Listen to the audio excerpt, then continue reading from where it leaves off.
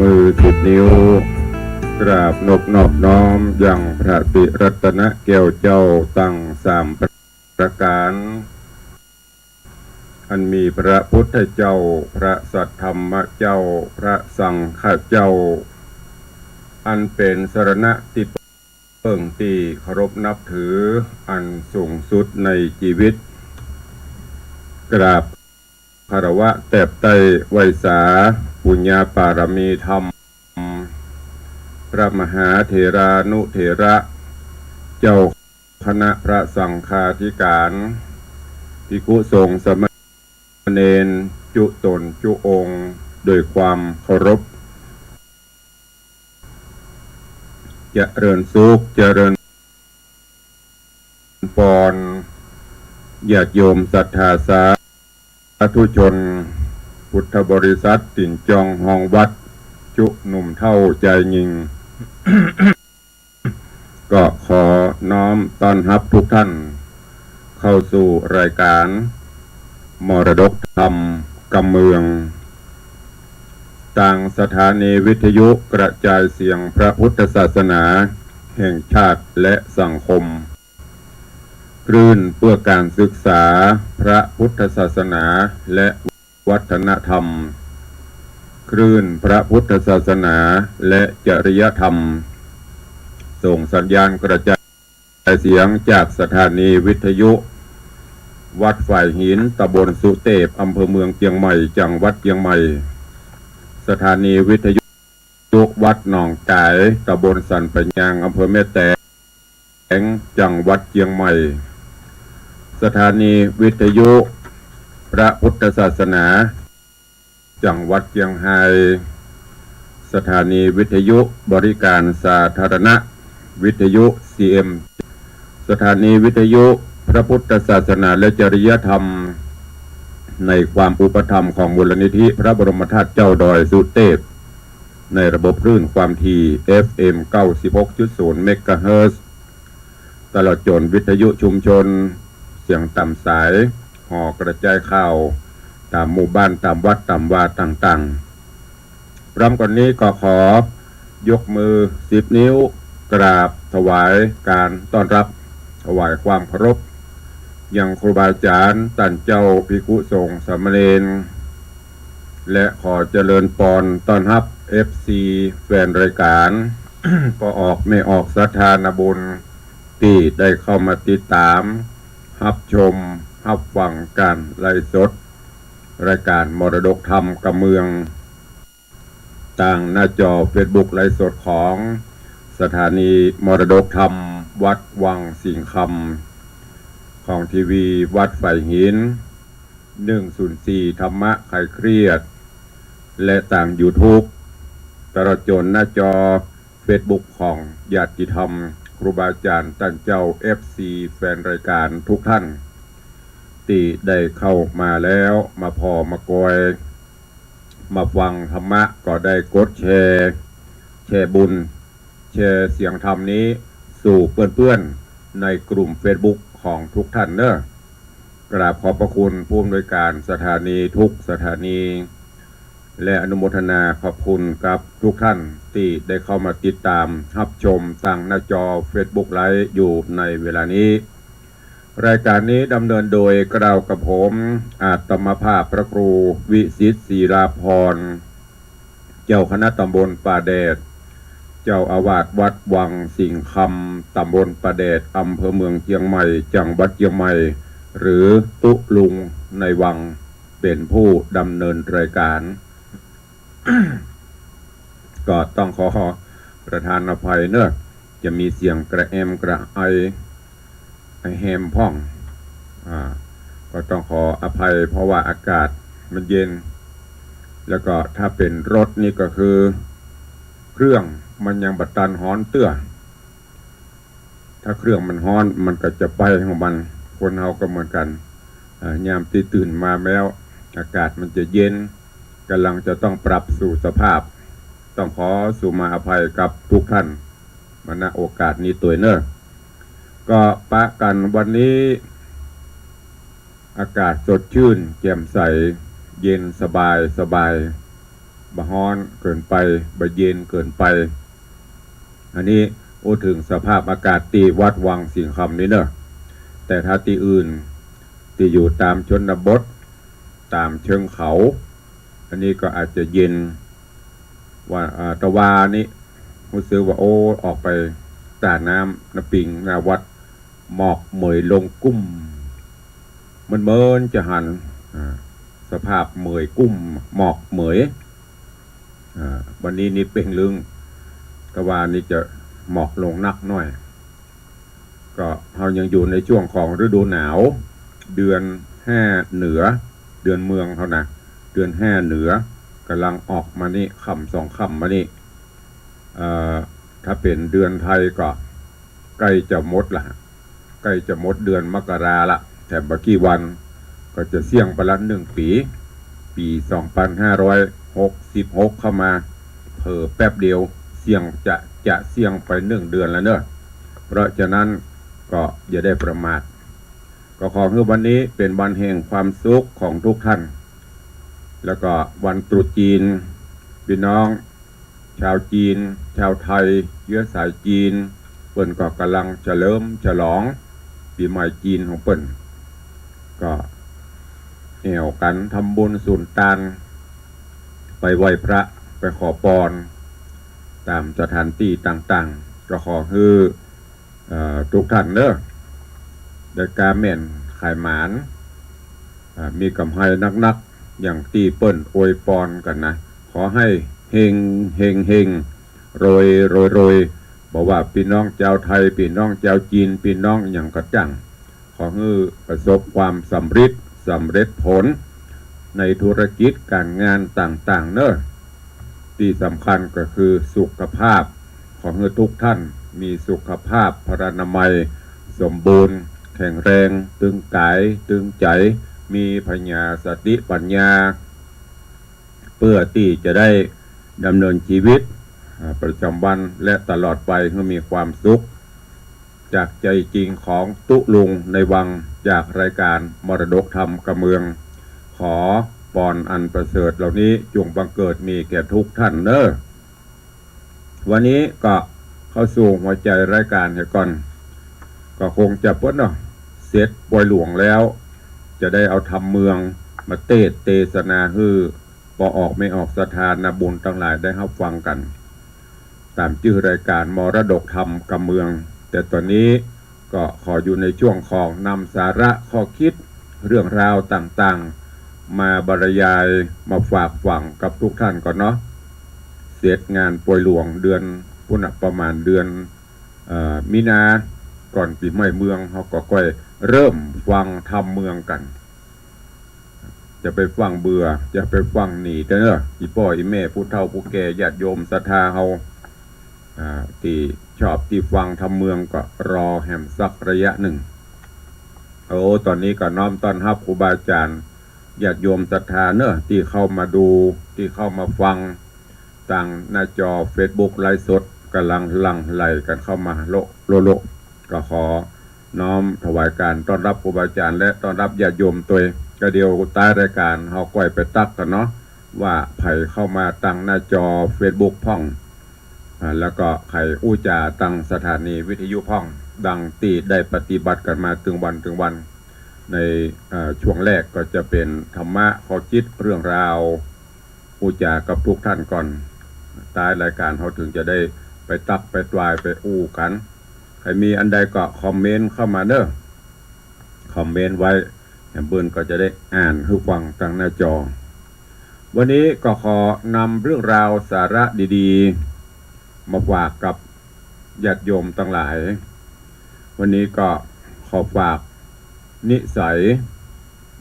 ก็คือพฤติกรรมต่างๆของเฮาของมนุษย์ของคนเฮานิสัยที่ควรเพาะปลูกไว้ในดวงจิตดวงใจเพาะปลูกไว้ในการปฏิบัติ มันมีคำโบราณเพิ่นกล่าวไว้น่าคิดน่าฟังต่อเนื่องที่เพิ่นบอกว่าเป็นนาก็ชอบฮื้อไถ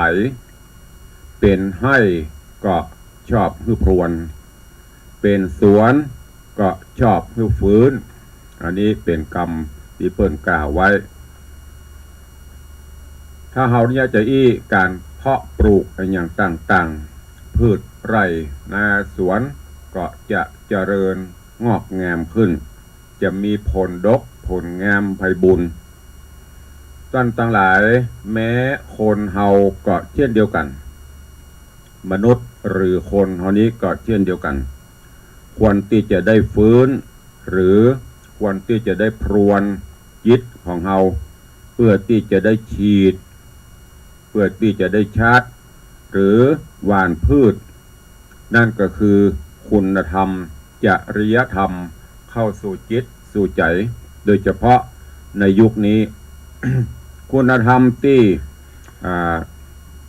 จะหย่อนยานหรือขาดเอาใจใส่ไร้ผู้ที่จะนำไปปฏิบัติจนเกิดเป็นผลหายต่อตัวเก่าต่อสังคมในปัจจุบันนี้ที่บ้านเมืองเฮากำลังสับสนโอลหม่านวุ่นวาย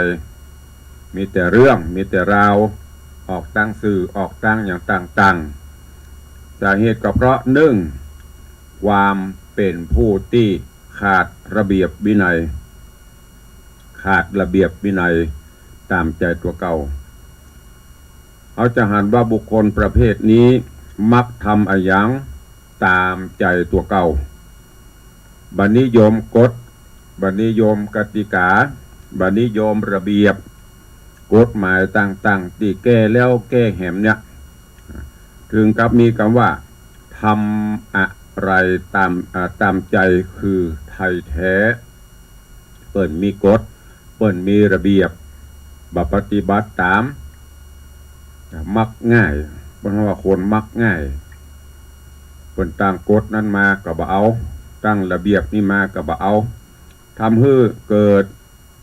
ภาวะสับสนยุ่งยากยุ่งเหยิงเกิดขึ้นในบ้านในเมืองก็เพราะคนเฮาไร้ระเบียบขาดวินัยกันประการต่อมาขาดความกระตือรือร้นขาดความกระตือรือร้นทำชีวิตหื้อถอยหลังทำงานก็ทำแบบขอไปทีมีระเบียบบ่มีวินัยแบบเปิ้นว่าทำงานเช้าชามเย็นชามทำตนประดุจจะดังเป็นห้องว่าต้นไม้หน้าแล้งอันนี้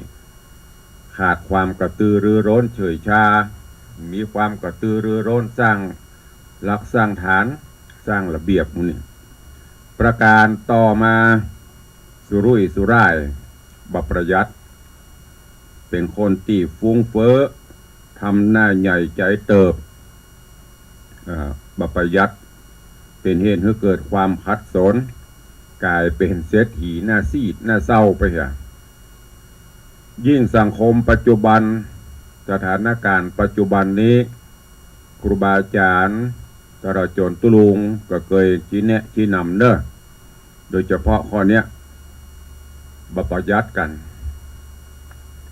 โรคระบาดที่ผ่านที่ยังกำลังจะผ่านโรคโควิด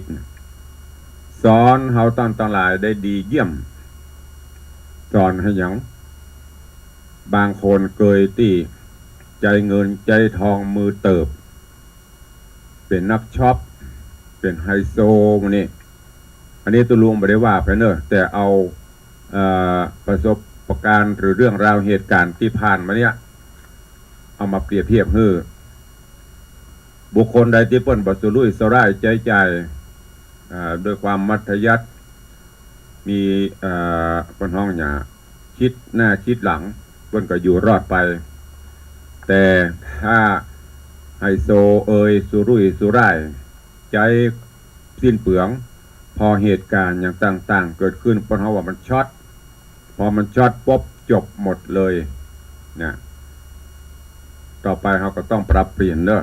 จะไปสุรุ่ยสุร่ายอย่างที่มันใจได้ก็ใจไป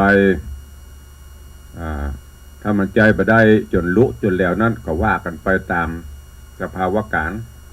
แต่โดยทั่วไปแล้วเราจะไปตัวเพิ่นว่ากิเลสตาหันก็เกิดตัณหา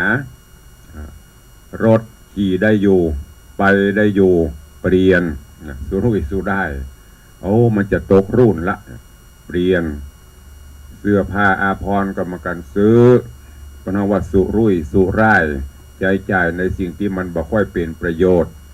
เป็นแต่มันยังบ่ถึงเตื้อเพราะว่าประโยชน์มันพอได้ใจอย่างประจำเป็นเขาก็ค่อยปรับเปลี่ยนไปประการต่อมา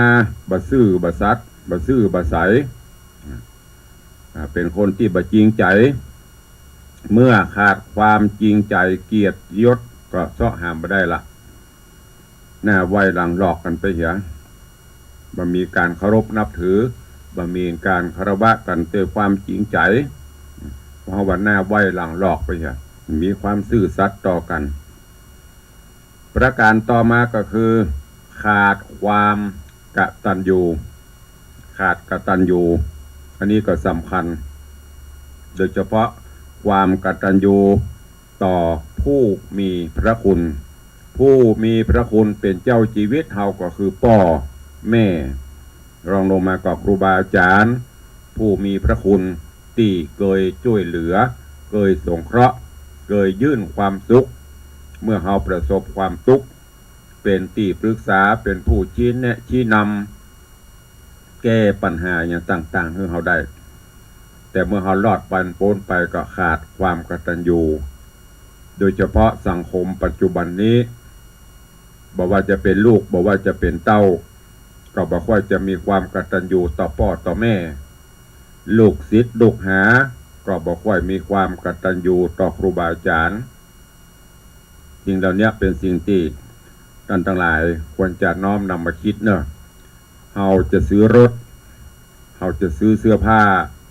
จะซื้อของใจเราก็เลือกยี่ห้อดีเราก็ซื้อยี่ห้อเก๋ยี่ห้อโหลก็ไปใจมาซื้อย้อนมาถึงมนุษย์หรือคนเราเหรอมีก็ยี่ห้อพอคนมียี่ห้อพอที่ไหนพอที่ความกตัญญูลูกเต้ากตัญญูต่อพ่อต่อแม่ดูแลเอาใจใส่เลี้ยงกายเลี้ยงใจพ่อแม่ก็เป็นลูกที่มียี่ห้อมีคุณภาพลูกศิษย์ลูกหารู้จักบุญคุณครูบาอาจารย์บุคคลใดที่ตอบแทนบุญคุณผู้ที่เคยช่วยเหลือเกื้อหนุนเฮานั่นก็คือเป็นคนที่มียี่ห้อเพราะฉะนั้นญาติโยมทั้งหลายนิสัยถึง 4-5 ข้อที่นำมาฝากเนี่ยเป็นวันนิสัยที่ควรเพาะนิสัยที่ควรจะเอามาฝึกในสถานการณ์ปัจจุบันหรือเอามาใช้ในการดำเนินชีวิตประจำวันเราก็คือเป็นคนเป็นผู้ที่มีระเบียบมีวินัยเปิ้นมีกฎมีกติกาจะได้เสียงส่วนมากเปิ้นยินยอมพร้อมใจเฮาก็ต้องปฏิบัติตามนั้นเหมือนดังกฎหมายเนี่ยเฮาจะไปอ้างบ่หูก็บ่ได้ต้องหูเพราะเป็นกฎเป็นระเบียบเพื่อให้คนในโลกอยู่ร่วมกันถ้าบ่มีกฎบ่มีระเบียบโดยเฉพาะกฎหมายรัฐธรรมนูญอย่างมูลนิธิเปิ้นออกมาเนี่ยเป็นข้อจำกัดเป็นระเบียบของสังคมเฮาก็ต้องปฏิบัติตามนั้นเปิ้นห้ามยี่หยัง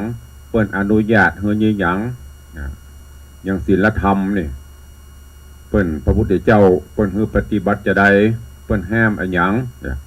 นี่ก็คือกฎระเบียบเหมือนกันศีลธรรมก็คือกฎระเบียบตั้งจิตตั้งใจ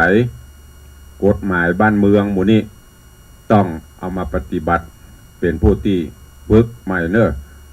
เพื่อมีระเบียบเพื่อมีวินัยประการต่อมาก็ควรเฉพาะไว้ก็คือตั้งใจปฏิบัติหน้าที่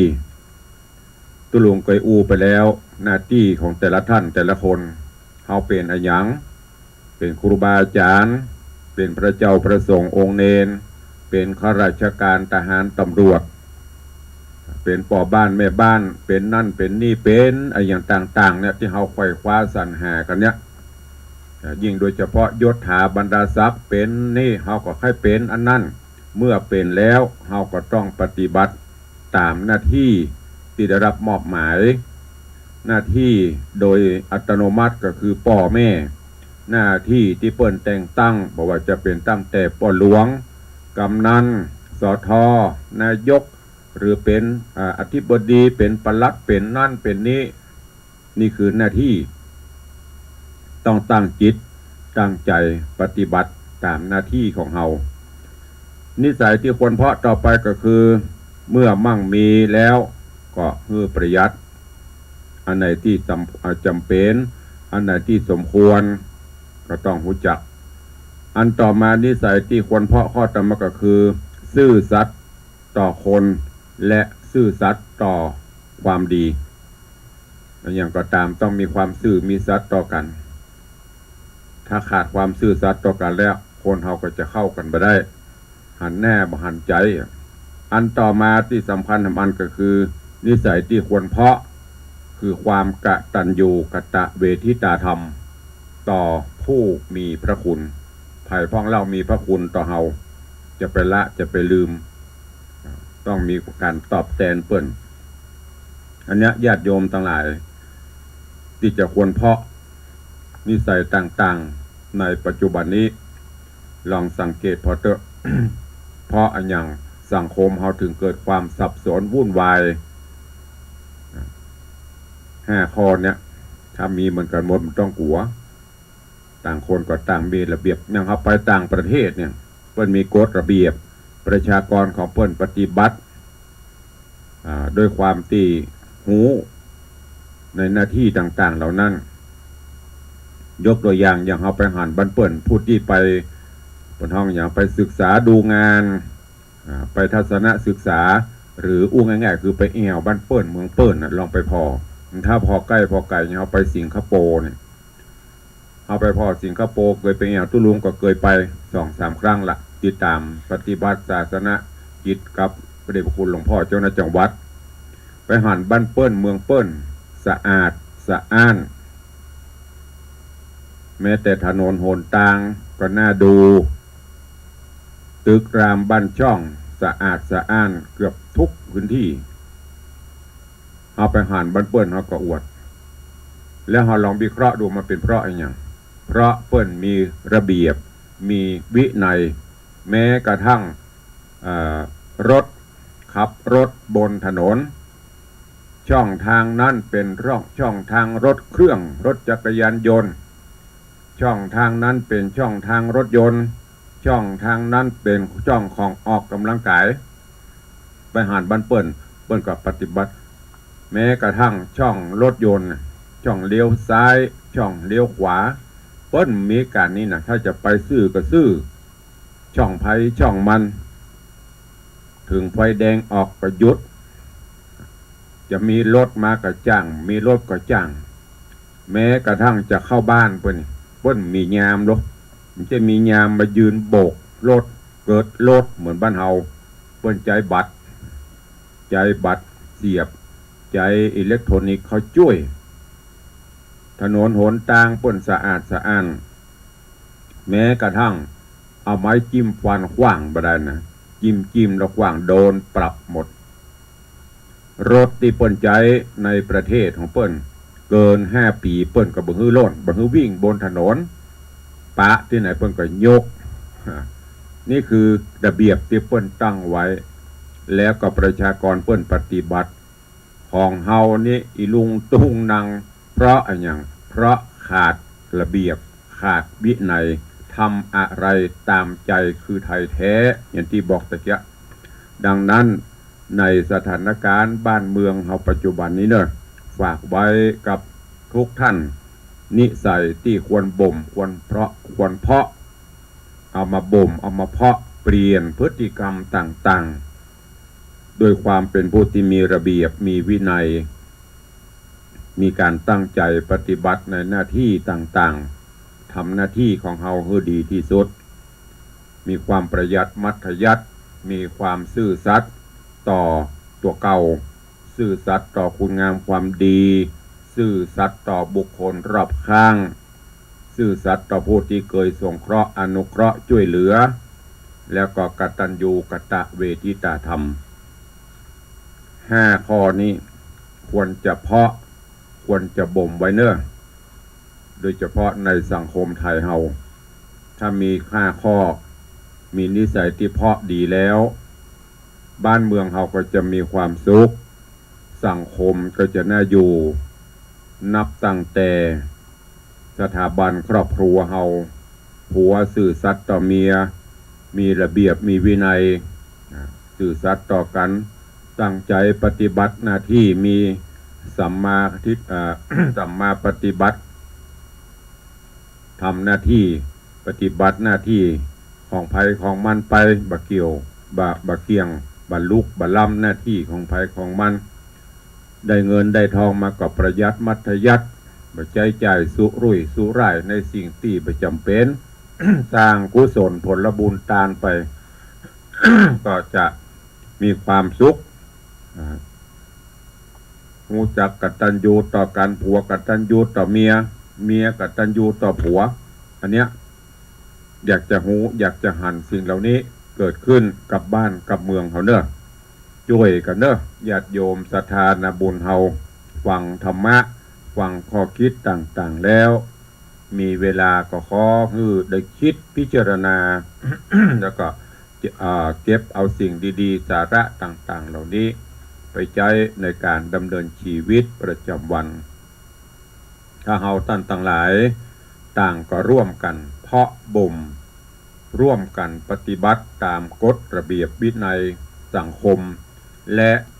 ที่สำคัญก็คือกฎระเบียบวินัยต่างจิตต่างใจนั่นก็คือธรรมะหลักธรรมคำสอนขององค์สมเด็จพระสัมมาสัมพุทธเจ้าเอาไปใช้ในการดำเนินชีวิตเขาก็จะมีความสุขจึงขอฝากไว้กับญาติโยมศรัทธานาบุญต่างหลายในวันนี้เนอะวันนี้ก็เอามาฝากข้อคิดเรื่องราวดีๆเล็กๆน้อยๆวันละเล็กวันละน้อยเพื่อที่จะได้ร่วมกันปฏิบัติเพื่อสังคมเฮาเพื่อบ้านเมืองเฮา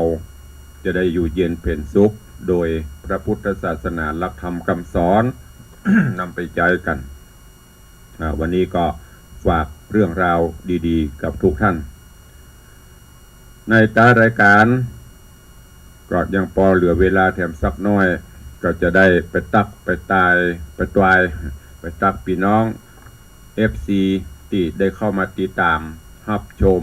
รับฟังกันอยู่ในเวลานี้เนาะโดยอันดับแรกนี้ก็ขอเมตตาเวลาได้ตักได้ถวายความเคารพยังครูบาอาจารย์และก็เพื่อนๆใน FC แฟนรายการที่ได้เข้ามาติดตามรับชมรับฟังทั้งภาพและเสียงก่อนที่จะได้ตักได้ตวายได้อู้ได้จ๋าก็ขออนุโมทนาประชาสัมพันธ์ข่าวสารคือกับพอออกไม่ออกศรัทธาเนอะงานทำบุญของวัดวังสิงห์คำก็ถือโอกาสนี้ได้บอกบุญกับญาติโยมศรัทธาทั้งต่าง Facebook ไลฟ์หน้าจอ Facebook ที่ท่านทั้งหลายกำลังเข้ามาติดตามอยู่ในเวลานี้กระโจนตั้งสถานีวิทยุ 4-5 สถานีที่ได้จัดมานั่นก็คืองานทำบุญป่วยหลวงของวัดวังสิงห์คำเนอะใกล้เข้ามาถึงวันนับถอยหลังไปเหลือเวลาแถม20 กว่าวันหรือ20 กว่าวันก็จะถึงวันงานทำบุญฉลองเสนาสนะถาวรวัตถุต่างๆที่เฮาเจ้าข้าท่านทั้งหลายได้ร่วมกันจัดสร้างไว้ในบวรพุทธศาสนาร่วมกันเฉลิมฉลองอายุของวัดวังสิงห์คำที่ตั้งแต่เริ่มก่อตั้งมาจนถึงปัจจุบันนี้ปีนี้วัดจะมีอายุครบ149 ปีการนี้ก็จะได้จัดการเฉลิมฉลองต่างๆเริ่มในวันที่15 กุมภาพันธ์เป็นวันทำบุญถวายตาลจ่อตาลตุงตามแบบเบ้าโบราณพื้นบ้านด้านนาภาคเหนือเฮาวันที่22 ภาคค่ำเริ่มตั้งแต่เวลาประมาณ1 ทุ่มนิมนต์ครูบาอาจารย์พระเจ้าประสงค์ชุดแรกเจริญพระพุทธมนต์สมโภชแล้วก็แสดงพระธรรมเทศนาตั้งแต่ธรรมจักรปวัตนสูตรธ ทำปัทมสัมโพธิกถาหรือว่าปฐมสมโพธิทำพุทธาภิเษกไปตามลำดับแล้วก่อนในวันที่23กุมภาพันธ์เป็นวันพฤหัสบดีก็ช่วงมะงายกินข้าวน้ำจำข้าวงายเวลาประมาณ9 โมงครึ่งเริ่มพิธีไหว้พระหับศีลพระมหาเถระก็จะได้เจริญพระพุทธมนต์สมโพธิพระอาจารย์พิทธาจารย์มคณายกจะได้ยื่นโยงองค์การโอกาสหยาดน้ำหมายตาลแล้วก็ถวายถวายตยตานพระเจ้าประสงค์ถวายภัตตาหารเพลเลี้ยงข้าวปลาอาหารญาติโยมศรัทธาก็จะเป็นการเซตพิธีการยื่นโยงองค์การถวายตาลวันที่24วันศุกร์ที่24เป็นวันตกแต่งดาขวกินขวตาลบ้านปอออกไม่ออกคณะศรัทธาก็จะตกแต่งดาต้อนรับพี่น้องต่างบ้านต่างจองปีไผ่น้องมันก็จะมาร่วมโมทนาบุญวันที่25วันเสาร์ก็จะเป็นวันนำขวกินขวตาลให้กันเข้ามาร่วมทำบุญตามประเพณีตั้งแต่9 โมงเป็นต้นไปตลอดวันตลอดคืนวันที่26หัววัดหัววาต่างๆประมาณ450หัววัดตีได้เกยกินห่วมตานเติงกันก็จะนำเครื่องทยการเข้าร่วมทำบุญอันนี้เป็นกำหนดการเนอะนำเรียนนำแจ้งให้ครูบาอาจารย์และปอออกไม่ออกศรัทธานาบุญทุกท่านได้รับฟังรับทราบกันเพื่อมีโอกาสมีเวลาก็จะได้มาร่วมบุญกุศลด้วยกันในการนี้ต่างตุลุงต่างอัตมาภาพได้เชิญชวนมวลญาติธรรมได้ร่วมกันเป็นเจ้าภาพถวายทานสังฆทานที่เขาจะถวายพระเจ้าประสงค์ก็ดีตยทานฮับหัววัดก็ดีตลอดจนเป็นเจ้าภาพถวายจังหันเจ้าภัตตาหารเพลตลอดงานที่พระเจ้าประสงค์เพิ่นมาช่วยงานพ่องมาเป็นเจ้าปอนพ่องช่วยการตกแต่งอย่างนั้นนี่ก็จะต้องถวายภัตตาหารเจ้าภัตตาหารเพลถึงวันจนกว่าจะเสร็จนอกจากนั้นก็ยังมีสมนากูลรางวัลสมนากูลคณะจังฟ้อนการแสดงศิลปะล้านนาเฮาที่เปิ้นนำมาร่วมในงานป่วยหลวงตามประเพณีล้านนาเฮาก็ขอเชิญชวนทุกท่านเนอะทั้ง FC ทาง Facebook ก็ดีทางบ้านทางจองก็ตามท่านผู้ใดจะร่วมเป็นเจ้าภาพถวายสังฆทานที่จะถวายพระเถระครูบาอาจารย์จุดละ 2,500 บาทจุดละ 2,500 บาทเป็นสังฆทานที่จะถวายเพิ่นมาสวดมนต์สวดโยโกห้องตามกำเมืองเขาพูดว่าตยทานที่จะฮับหัววัดที่เปิดมากินห่วมตานเติง400 กว่าหัววัดก็วัดละ300 บาทอันนี้คือตึงสังฆทานตึงปัจจัยที่เขาจะถวายเนอะวัดละ300 บาทในส่วนของภัตตาหารเพลภัตตาหารเจ้าท่านผู้ใดจะกึดจะได้จันเติงคัตตานเข้าตานน้ำก็โต๊ะละ 1,500 บาทโต๊ะหนึ่งก็จะได้นั่งได้6 รูปเพิ่นจะเตรียมโต๊ะเตรียมครัวอย่างเพิ่นมาหมดถึงโต๊ะห่มได้จัดเพิ่นจะจัดให้หมดเพิ่นคิดชุดละ 1,500 บาทถ้าจะนับเป็นรูปเป็นโตนเหรอก็โตนละ200หัวละเด้อกำเมืองเขาว่าหัวละ200อันนี้เป็นอาหารเจ้าอาหารเพลส่วนปัจจัยที่จะสมนากูลจังฟ้อนแต่ก่อนโบราณล้านนาเปิ้นใจอย่างสบู่ของยาสีฟันของที่ระลึกแต่ปัจจุบันนี้ก็เปลี่ยนมาเป็นปัจจัยก็จะได้มอบแต่ละวัดแต่ละวาที่เปิ้นมาวันละ500 300 500ประมาณนั้นถ้ามีเจ้าภาพครบก็ต้องมอบเปิ้นไปตามนั้นการนี้ก็เลยบอกบุญเชิญชวนเนอะท่านผู้ใดมีเจตนาศรัทธาใครร่วมก็ขออนุโมทนานอกจากนั้นก็คือทางวัดจะได้ขอเมตตาเก้าอี้หลุยเพื่อที่จะเอาไว้ใช้เป็นสาธารณะบนโบสถ์บนวิหารอำนวยความสะดวกให้ญาติโยม ตีได้มาร่วม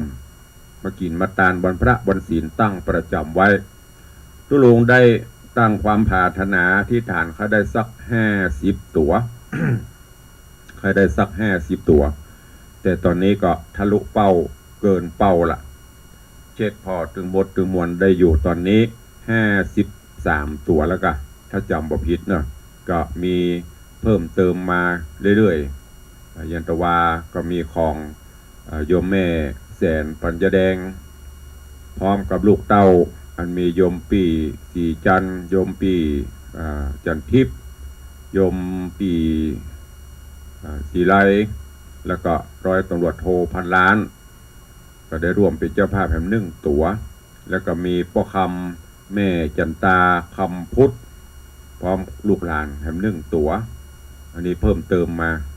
ก็มีของแม่จันตาคำจีนะบ้านเหล่าปะฝางอำเภอแม่วางพร้อมลูกหลานเปิ้นแห่ง1 ตัวตอนนี้ก็จะฮับไปเปิ้นไข่ตาลก็ตาลเนอะคงจะถึง60อยู่ขอบคุณอนุโมทนาบุญตัวเอง ในส่วนของตุงของอย่างนั้นต่างๆก็เราใกล้ๆตุงจะมาประกาศทำกรรมเนาะอันนี้เป็นกำหนดการงานเนอะแจ้งให้ทุกท่านได้ทราบได้ฮู้ไว้ก่อนเพื่อจะมีญาติโยมร่วมเป็นเจ้าภาพเข้ามาตอนนี้ก็ขออนุญาตไปตักไปตายครูบาอาจารย์และญาติโยมตั้งหน้าจอเนาะเจริญปอนคุณโยมสลินทิพย์บุญเลิศ น้อมกราบไว้สาเจ้าสาธุเจริญปอนแม่วิน้องแฮกเกอร์กราบไว้สาเจ้าตำประคูสาธุเจริญปอนเนอะเจริญปอนพิทาจารย์ปูจานเสียงทองพินานอินสมเตปิน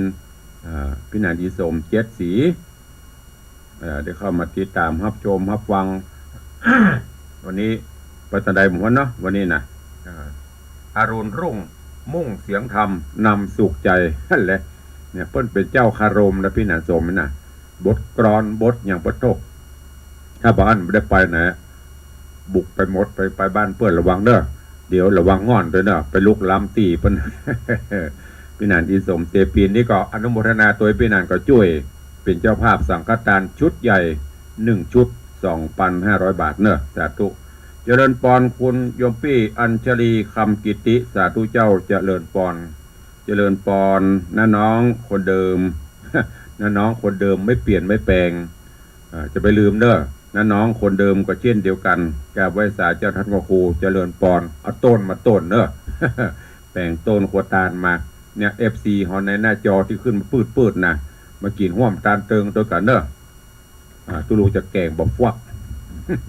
แกงบอกฟักแกงโยกจะได้ฮักกันไปเมินๆนะเจริญปอนพี่นานจรันปิยะจันสลมปิยะจันดอยสิวเนอะกราบสาธุครับตุลุงเจริญปอนของพี่นานก็ตั้งต้นใหญ่บ้านมี FC ไปห่วมหลายคนละขอบคุณเนอะกับพี่นานได้อุดหนุนได้ทำบุญสูนตานตัวกันมาโดยตลอดไว้สาท่านเจ้าอภิชาโนกำลังติดตามรับชมอยู่นี่ก็เป็น FC เป็นรายการใหม่ขอน้อมถวายการต้อนรับนะ เข้าสู่รายการได้มาติดตามรับชมรับฟังไม่รู้ว่าฟังกำเมืองหูเรื่องก่อน เพิ่นเป็นคนทางใต้ครูบาอาจารย์ทุกปีเพิ่นอยู่ทางใต้ก็ติดตามรับชมอยู่เจริญปอนน้อมถวายการต้อนรับหลวงพ่อท่านพระครูสถิตเจติยรักษ์ท่านเจ้าคณะตำบลแม่แฝกเจ้าอาวาสวัดเจดีย์แม่ครัวหลวงพ่อติดตามรายการถึงวันเนอะฝากหลวงพ่อเนอะแปลงต้นใหญ่ๆศรัทธาเจดีย์แม่ครัวโดยการนำของพระเดชพระคุณ หลวงพ่อท่านพระครูสถิตเจติยรักษ์ร่วมกับโยมแม่จันดีวิสุทธินันท์ร่วมกันถึงศรัทธาเจดีย์แม่ครัวการใกล้ๆเนอะโอ้เพิ่นจะแห่ต้นหน่อยต้นหลวงมาอย่างที่บอกนะเจดีย์เงินปอใส่ล้อลากเล่น ก็อันนี้ของไผ่ภาษาอังกฤษอ่านได้กันเนี่ยปิงพยอม ปิงพยอมอันทางหน้านั้นอ่านไปได้เจริญปอนตอนรับโยมแม่ปราณีพยัคฆ์ไคหพลข อบคุณเนอะแต่ว่าโยมแม่ก็ฮับเก้าอี้ลุย1 ตัวแล้วก็แป่งต้นเงินตัวเองแม่ว่าเปิดตานกันประตกประเสียงเดี๋ยวอีแม่ไปอีแม่จะไม่ได้นั่ง ตอนนี้ได้นั่งสบายละสิ่งเหนือเสือใต้ชายกลางติดตามด้วยโยมแม่จันดีวิสุทธินันท์อันนี้สิ่งเหนือ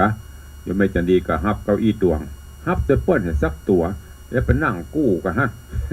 เดี๋ยวจะไม่ได้นั่งก็เปิ้ลสาธุอนุโมทนาขอบคุณเนอะเจริญพรต้อนรับโยมพ่อเลี้ยงธนวัฒน์แม่เลี้ยงทัดพิชาสุสิงคำนี่ก็เป็นมหารัตนอุบาสกมหารัตนอุบาสิกา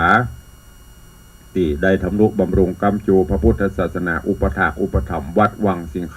ำหลายสิ่งหลายอย่างสำเร็จด้วยบุญบารมีของโยมพ่อเลี้ยงธนวัฒน์โยมแม่เลี้ยงทัดพิชาได้เป็นเก้าเป็นกันร่วมกับศรัทธานาบุญเจ้าข้าทั้งหลายเนอะ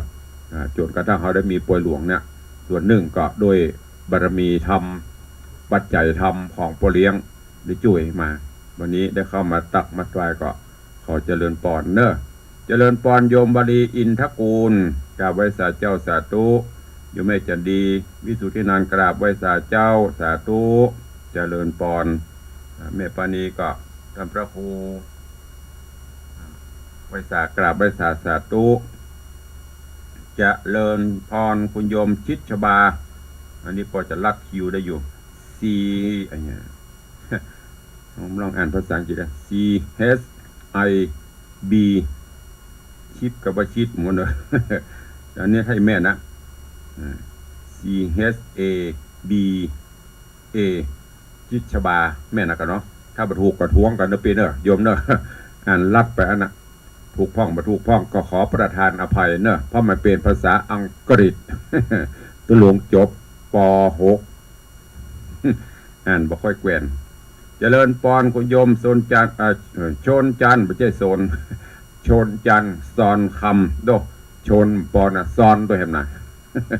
อันนี้เซลเล่นไปได้เนอะเจริญพรยายเพลินเพื่อนเกษตรเจริญพรโยมแม่ดาวันคำวังน้อมถวายการต้อนรับหลวงปู่พระครูสิริวชิโรภาส สาธุอนุโมทนาบุญโรยเฮงนะมามีมาอันนี้คาถาเงินล้านของเปิ่นสาธุขอรับพรอันประเสริฐเนอะถ้าตุลุงในวังโรยเดือนหลวงปู่ก็โรยตัวยายเพลินเพื่อนเกษตรบอกว่ากราบไหว้สาเจ้าสาธุเจริญพรโยมพิรุณภักดีพายแฮมโยมไม่เลี้ยงทัดพิชาสุสิงคำโยมปิรวันโยมเพชรอันนี้เป็นอาธนวัฒน์ปิงพยอมสาธุขอพระคุณเนอะสำหรับของโปรดตะวาเพื่อนนำมาห้อยฮื้อพระเจ้าสาธุอนุโมทนาขอบคุณกับพี่อาธนวัฒน์ปิงพยอมไอ้โบสวันเดียวเปิดเป็นอาเซียใหญ่ละแต่ว่ามันคือตรุษจีนนี่บดต่อนับอ่างเปาปมพอ แบ่งอ่างเปามือตะลุงพอกันเด้อยมแม่นวลสิริหินเขียวอันนี้เป็นทุกท่านที่ติดตามรับชมรับฟังทางหน้าจอ Facebook ไลฟ์อยู่ในเวลานี้ขอบพระคุณทุกท่านต่อไปต่างบ้านต่างจองตุลุงตะกี้ลืมบอกไปท่านผู้ใดจะร่วมนะถวายทานต้นปัจจัยงานป่วยหลวงน้อมถวายให้ครูบาอาจารย์น้อมถวายให้บรรพชนบรรพบุรุษต่างๆจะตั้งต้นปัจจัยงานป่วยหลวงเพื่อสมทบงานป่วยหลวงเนี่ยจะตั้งบนเรือสะเปาเหมือนดังตีไปหารวัดเปิ่นวัดครูบาเทืองกับวัดใหญ่ๆที่มันมี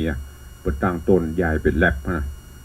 เหมือนยังมันจะมียังมาตั้งวันนั้นก็อู้ตึงแม่นาง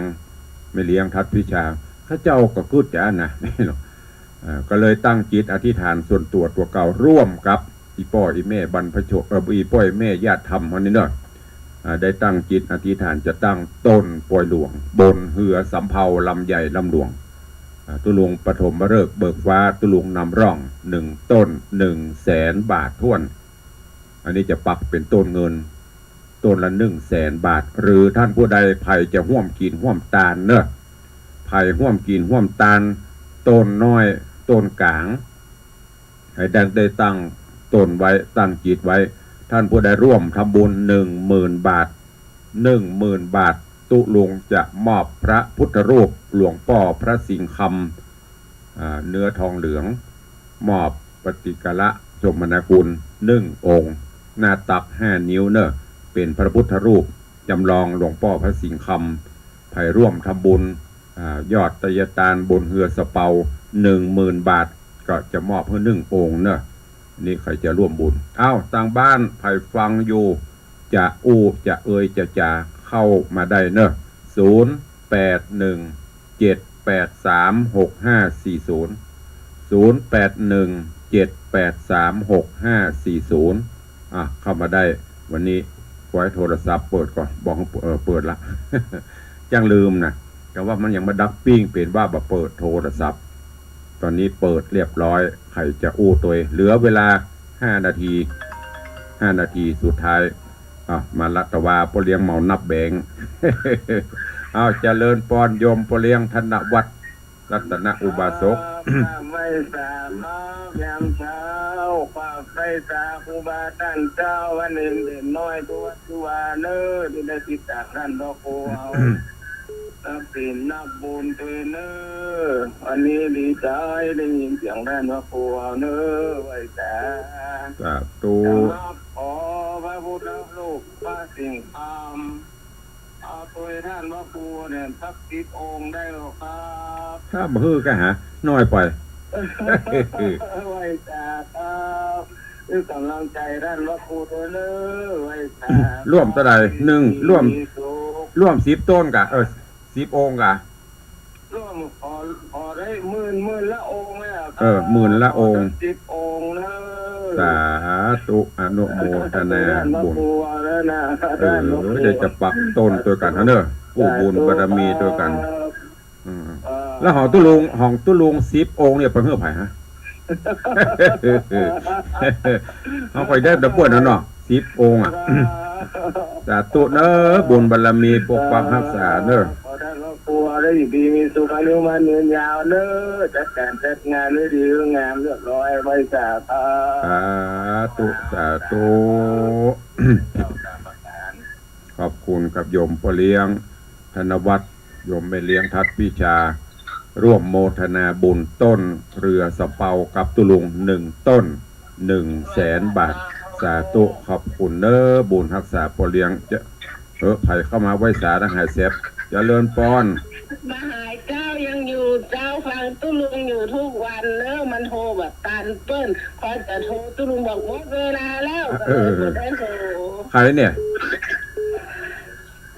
ที่15 กัดแก้วปลาไม่แดงดอยสะเก็ดตะวากับไปดอยสะเก็ดตะคืนไปดอกแดงอันนี้ป่าไม่แดงเนาะ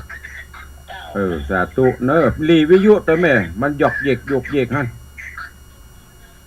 สาธุเนาะเป็นอันว่ารู้กันเพราะวิทยุมันเข้ามาเยกเข้ามาใหม่ไม่เลี้ยงเข้ามาใหม่ เจ้านี้ขอบคุณเนอะตอนนี้ได้2 ต้น2 ต้นของพ่อเลี้ยงฮับกล่องละ10,000 กล่องเป็นเจ้าพระเจ้าทองคำ10 องค์ กล่องละ10,000 10 กล่องเป็นเงิน100,000 บาทขอบคุณอนุโมทนาเนอะแม่เลี้ยงว่าจะด้วยเจ้านมัสการโทษเป็นกำลังใจงานเจ้าฟังอยู่เด้อรักษาสุขภาพตัวเด้อสาธุเป็นของเอามาอยู่บนป่าแม่มันก็ต้องเป็นของเฮาอยู่วันยังข้ามเนาะท่านเนาะสาธุนึกว่าจะเอาแฮม10 องค์อีกเอาตัวเลี้ยงว่านั่นอยู่ที่เปิดแล้วเนาะจ้าแล้วถล่มตัวเนาะสาธุอนุโมทนาเจริญพรประเดี๋ยวรอละหุ่นดีแล้วลูก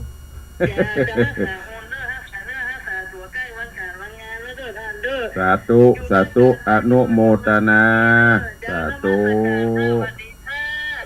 ขอบคุณโยมแม่เลี้ยงเนี่ยกู้บุญบารมีของพ่อเลี้ยง